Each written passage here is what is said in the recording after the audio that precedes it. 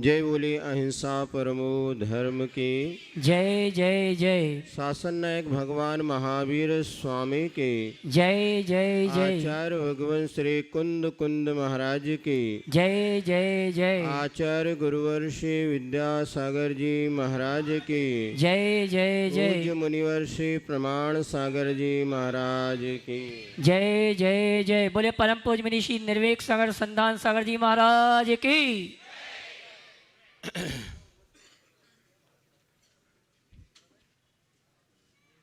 जीवन की यात्रा प्रारंभ है और हर प्राणी अपने जीवन को सुखी बनाने के लिए पुरुषार्थ कर रहा है। पुण्य का उदय होता है तो सही दिशा में पुरुषार्थ होता है। पाप कर्म का उदय हो जाए तो सही दिशा और दशा का बोध ही नहीं हो पाता। हम सबका सौभाग्य है कि हमने ऐसा जिन धर्म पाया जहाँ पर कि हमारे जो आराध्य हैं उन्होंने स्वयं सच्चे सुख को प्राप्त किया। जो सुखी है वही दूसरों को सुख की प्राप्ति का मार्ग बतला सकता है। हमारे प्रभु ऐसे प्रभु हैं जिन्होंने अनंत सुख को प्राप्त किया। संसारी प्राणी कोई भी ऐसा नहीं है जो कि अनादिकाल से सुखी हो। भगवान जन्म नहीं लेते किंतु भगवान बना जाता है। और जिन्होंने सच्चा सुख प्राप्त किया उन्होंने हमें मार्ग भी बतलाया। ये बात अलग है कि उस मार्ग का हम कितना अनुसरण कर पाते हैं। यदि हमें सुख चाहिए तो सुख कहाँ मिलेगा? कहीं बाहर उसकी खोज करने पर सुख मिलने वाला नहीं है, क्योंकि सुख तो हमारे भीतर ही है। तुम भीतर जाओ, तुम भी तर जाओ। जो जो हमारी यात्रा बाहर से भीतर की होती चली जाएगी, त्यों तो हमारा जीवन सुखी बनता चला जाएगा। जब हम बाहर की ओर देखते हैं तो चक्कर आने लगता है, और जब भीतर की ओर देखते हैं तो चक्कर समाप्त हो जाता। आचार्य महाराज ने मूक माटी महाकाव्य की रचना की। वो मात इसीलिए रचना की कि एक पतित आत्मा कैसे परमात्मा बने, इस विधि को बतलाने के लिए कुछ काव्यात्मक शैली से आपके भीतर वह बात पहुंचाई जा सके। माँ होती है, उसका उद्देश्य होता है बच्चे का पेट भरे। अनेक अनेक उपाय वो माँ करती है जिससे बच्चे का पेट भर जाए और बच्चा भोजन अच्छे से कर ले। सो मूक माटी महाकाव्य में एक प्रसंग बहुत अच्छा दिया है कि एक मछली जो है कूप में पड़ी हुई थी, और एक दिन उसके मन में विचार आया कि इस कुएं में रहते रहते मेरे पुरुषार्थ सफल होने वाला नहीं है और मुझे बाहर धरती पर जाना चाहिए। जाए तो कैसे जाए, क्योंकि मछली ऊपर आ नहीं सकती बिना किसी सहारे के। सो जैसे ही इधर कुंभकार के मन में कुंभ बनाने का विचार हुआ, और उसने सरिता तट के किनारे माटी को खोद करके वहाँ से लाया और माटी को छान करके सब अनुकूल बना दिया, किंतु अभी माटी की चिकनाई को चरम सीमा तक पहुँचाना है और जल की आवश्यकता है। और वो जल कहाँ पर मिलेगा? कूप में जल मिलेगा, क्योंकि वह जैसे कुएं में भीतर पानी रहता है और करना क्या होता है, बाहरी जो माटी का आवरण है, जैसे जैसे आप माटी खोदते चले जाते हैं, पानी कहाँ से आता है? भीतर ही है। बस बाहर जो मिट्टी का आवरण उस पर ढका हुआ होता है, उस माटी को आप अलग करते चले जाते हैं, अलग करते चले जाते हैं, तो नीचे से पानी का स्रोत फूट पड़ता है। और ऐसा ही हमें समझना है, हमें सुख को प्राप्त करने के लिए कहीं बाहर याचना करने की आवश्यकता नहीं है, बाहर खोजने की आवश्यकता नहीं है।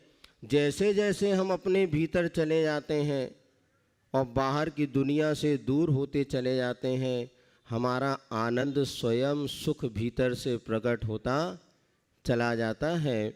और वह इधर जो मछली ऊपर आने को तड़फ रही थी, जैसे बाल्टी का सहारा मिला और वह मछली दृढ़ संकल्पित होती है कि मुझे ऊपर भूपर जाना है, धरती पर जाना है। बहुत अच्छा प्रसंग है, आप लोग कभी पढ़ेंगे पूरा प्रसंग, उसका खूब आनंद आता है। और वह शिल्पी ने उस जब पानी को खींचा तो उस पानी में, वह बाल्टी में, वह मछली भी प्रवेश कर जाती हैं। और यहाँ पर जैसी ऊपर आती हैं, पहली बार माटी ने देखा, वह उपाश्रम के प्रांगण का दर्शन हुआ, लेकिन वह समझती है कि अब यहाँ पर मेरा ज़्यादा जीवन टिक नहीं सकता, क्योंकि मछली जल की रानी है और जीवन उसका।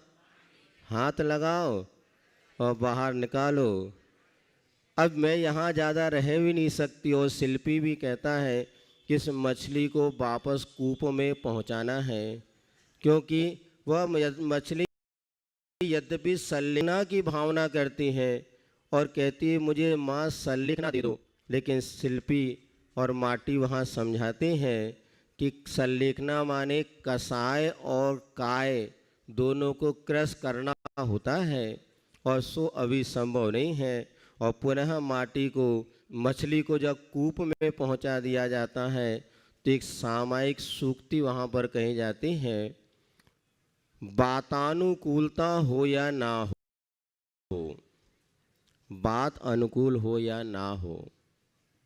पहले में वजन वाला वाह है तो दूसरे में बकरी वाला वाह है। वातानुकूलता हो या ना हो, बात अनुकूलता हो या ना हो, सुख या दुख के लाभ में भला छुपा रहता है। देखने से दिखता है समता की आंखों से, क्योंकि स्वयं लाभ शब्द पलट के कह रहा है ला भ ला। एक तो वातावरण अनुकूल हो या ना हो, वातावरण माने अभी कौन सा मौसम चल रहा है? ठंड का मौसम चल रहा है। आगे कौन का मौसम आएगा? गर्मी का मौसम आएगा। और इस शीतकाल में भी अपने अपने अलग अलग तरीके से शीत का कम ज़्यादा मौसम होता रहता है। और इस जब शीतकाल का मौसम आता है तब आचार्य महाराज हम लोग को ज़रूर दो बातें सुनाते हैं। जब ठंड आती है तो कहती हैं बच्चों को ना छेड़ूंगी, बच्चों को ना छेड़ूंगी जवान मेरे भाई, और बूढ़ों को ना छोड़ूंगी चाहे ओढ़ ले रजाई। प्राय आचार्य महाराज सुनाओ, कहते कितनी ठंड है, तुम लोग ऐसे कांप रहे हो, दो मुट्ठी बंद कर लो बस सारी ठंड गायब। अर्थात वातावरण तो अपने अनुकूलता से कम ज़्यादा मौसम बदलता रहता है। इस समय हम क्या करते हैं? मौसम को बदलने का पुरुषार्थ करते हैं कि स्वयं अपने आप को व्यवस्थित करते हैं? बताइए। ठंड लगी तो आपने स्वेटर पहन लिया, मफलर पहन लिया, हाथ पैर में ग्लोव्स पहन लिए और अपने आप को ठंड से बचा लेते हैं, ना कि ठंड को बदलने का प्रयास करते हैं। वास्तव में बाहर उछना नहीं बदला जा सकता जितना हम पुरुषार्थ करते हैं, लेकिन अपने आप को बदलना बहुत सरल है, दुनिया को बदलना बहुत कठिन है, किस किस को बदलोगे और किस किस को बदलने का प्रयास करोगे? क्यों ना एक बार मन बना लो, हमें बदलना है, हम बदलेंगे, जग बदलेगा, और हम बदलेंगे, दुनिया बदलेगी। आज हमारा जैन दर्शन हमें यही सिखाता है कि अब दूसरों को नहीं बदलना है, अब हमने अपने आप को बदलना है। बाहरी वातावरण तो जैसा है वैसा ही रहने वाला है, तो वातानुकूलता हो या ना हो, दूसरी बात अनुकूल हो या ना हो, हर व्यक्ति की बातें आपके मन के अनुकूल हो जरूरी है क्या? हर व्यक्ति अपने अपने मन के अनुकूल आपको अपनी बातें सुना सकता है, किंतु उसे आपको स्वीकार करना होगा। किस किस का प्रतिकार करोगे? इसलिए ज्ञानी वो होता है, वो प्रतिकार नहीं करता, स्वीकार करता है। तो बात अनुकूल हो या ना हो, सुख या दुख के लाभ में भला छुपा होता है। कभी सुख का लाभ होता है तो कभी दुख का लाभ होता है, लेकिन वह जब सम्यक दृष्टि हुआ करता है, समता की आंखों से देखता है, तो सुख में भी उसको भला छुपा दिखता और दुख में भी भला छुपा हुआ। यदि सुख हमारे जीवन में है तो समझ लेना भला छुपा है, किंतु दुख में भी भला छुपा हुआ होता है। जो समता की आंखों से जो देखता है, निश्चित उसके जीवन में लाभ जिसका भी लाभ हमें हो रहा है। जैसी परिस्थिति हमारे सामने, एक मन बना लो, कुछ ना कुछ अच्छा और भला इसमें छुपा होगा, क्योंकि गुरु की वाणी जो हुआ करती है वो कभी भी व्यर्थ नहीं होती। यदि दुख मिल रहा है हमें, तो इसमें भी हमारा भला छुपा है। क्यों? क्योंकि गुरु जी ने कहा है दुख के लाभ में भी भला छुपा है। जब हम गुरुओं की बातों पर विश्वास करते हैं और उसको जीवन में आचरण में लाते हैं, तो जीवन आनंद से भर जाता है। आज आप सब लोग अपने जीवन को सुखी बनाने के लिए निरंतर पुरुषार्थ कर रहे हैं। आपका पुण्य है कि आप अपने कहना चाहिए जहां आपका जन्म हुआ था, ऐसे छोटे छोटे नगर और ग्रामों को छोड़ कर के महानगरों में आकर के बस गए हैं, फिर भी आपको भगवान का दर्शन और पूजन करने का सौभाग्य निरंतर मिल रहा है।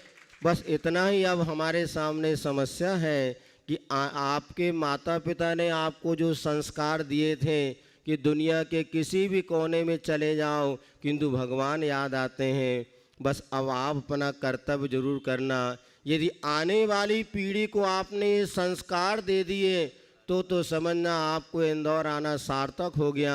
आप लोग बहुत चतुरे हैं, नाम बच्चों का लेते हैं और काम अपना करते हैं। बोले महाराज अब इंदौर इसलिए बस रहे, बच्चे की पढ़ाई, बच्चे के संस्कार, बच्चे की शिक्षा आदि को। लेकिन ध्यान रखो, आप लोग जहाँ पर थे शायद कम पढ़े लिखे थे, किंतु आस्था मजबूत थी।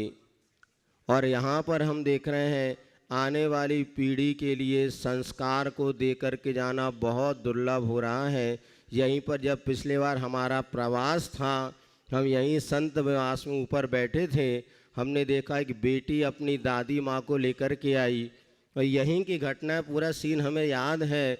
और वो उसने दादी माँ को यहाँ अंदर मंदिर दर्शन करने के लिए छोड़ा, स्वयं स्कूटी पे बैठी रही, 20 मिनट तक वो मोबाइल चलाती रही, किंतु वो अंदर नहीं गई। और जैसी दादी आई, पुनः गाड़ी में बैठा करके वो वापस दादी को। बड़ा आश्चर्य लगा हमें कि हम सोच रहे हैं कि हम अपनी आने वाली पीढ़ी के लिए नगरों को छोड़ के महानगर में आ रहे हैं, किंतु आप विचार करो, क्या हमारे आने वाली पीढ़ी का भविष्य हम सुरक्षित रख पा रहे हैं? नहीं। अगर नहीं रख पा रहे तो हमें पुरुषार्थ करना होगा। कल हमें बड़ी प्रसन्नता हुई, यहाँ पर बताया पाठशाला चलती हैं, 70 बच्चे करीब उसमें शुक्रवार शनिवार 2 दिन पाठशाला में लाभ लेते हैं।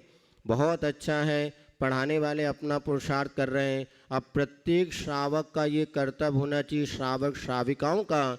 जैसे आप बच्चे स्कूल नहीं जाता तो मम्मी की माँ किसी भी तरह बच्चे को स्कूल भेजने का प्रयास करती है, और किसी भी बस लगा रहे हैं, अच्छी ड्रेस है, सब कुछ आपके यहाँ है। लेकिन जब पाठशाला की बात आती है तो हम बच्चों को नहीं जा रहा तो कोई बात नहीं, रहने दे, मत जा। इसका एक कारण ये भी है कि आज हमारी पाठशालाओं में कुछ आकर्षण नहीं है। अभी हमने देखा कहाँ लगते पाठशाला, कोई उनके पास ऑफिस नहीं है, कोई उनके पास एक कमरा भी नहीं है जहाँ पर कि वो बच्चों को बैठ कर के पढ़ा सके। आप स्कूलों में जब बच्चों को डालते हैं कितनी सारी सुख सुविधाएँ देखते हैं। हमारा यही कहना है, आज जैसे देश की सुरक्षा सेना से है, उसी प्रकार समाज की सुरक्षा संस्कारित बेटा बेटियों से है। आप जितना अन्वेष या धन खर्च करते हैं जिनालय आदि के निर्माण में, उसका कुछ अंश भी अगर हमारे अपनी पाठशालाओं को व्यवस्थित बनाने में हमने खर्चा कर दिया, एक स्थान 2 कमरे उन पाठशाला वालों के लिए दिया, तो ध्यान ना, ये आने वाली पीढ़ी ही समाज को बचाएगी। ये मंदिर बड़े बड़े बन जाएंगे लेकिन अभिषेक करने वाले बच्चे नहीं रहेंगे, तो इन भगवान की पूजन पाठ अर्चा कैसे होगी। इसलिए जो पुरुषार्थ चल रहा है बहुत अच्छा है, लेकिन आगे इस पुरुषार्थ को आगे बढ़ाने के लिए समाज की कमेटी और बड़े बुजुर्गों का भी दायित्व होता है। पाठशाला के लिए तो एक कमरा दो भैया, जहाँ वो अपना पाठशाला चला सकें। बैठने के लिए बच्चों की जगह नहीं, फिर भी जो लोग कर रहे हैं और अच्छा आप करें, और मंदिर के साथ साथ पाठशाला के महत्व को समझें, जिससे हमारे आने वाली पीढ़ी अपने संस्कारों को जीवित रख सके और हर परिस्थिति में अपने जीवन को आनंदित और सुखी बना सकें। इसी मंगल भावना के साथ बोलिए आचार्य गुरुवर विद्यासागर जी महाराज की।